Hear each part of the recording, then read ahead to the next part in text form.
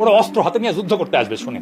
আমরা করতে হইলে এইখান থেকে পয়সা উঠান, আর যারা মন্ত্রী মিনিস্টার আসল বিদেশ তাকে বলেন পয়সা দিবার জন্য, আমরাও পয়সা দিব। অস্ত্র কিনতে হবে, অস্ত্র কিনতে হবে, আমরা যুদ্ধ করতে হবে মাঠে।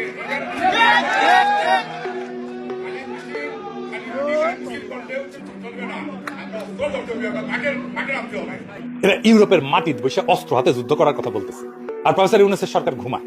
এই সব কয়টারে আন্তর্জাতিক সন্ত্রাসবাদের অভিযোগে আটক কইরা বাংলাদেশে ডিপোর্ট করার কাজ করতে হবে। এটা পররাষ্ট্র মন্ত্রণালয়ের কাজ।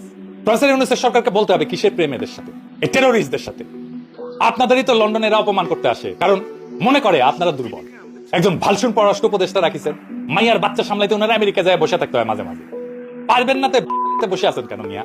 প্রতিরোধ শুধু কথার কথা না, রাষ্ট্র নির্মাণ শুধু কথার কথা না, একটা রাষ্ট্র নির্মাণ একটা সিরিয়াস কাজ।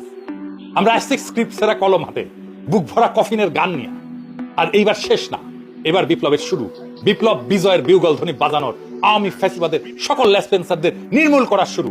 যেখানেই ফ্যাসিস্ট আওয়ামী লীগ, ওখানেই হোলসেল জয় বাংলা করে দিতে হবে তাদেরকে, সেটা দেশে হোক আর দেশের বাইরে হোক।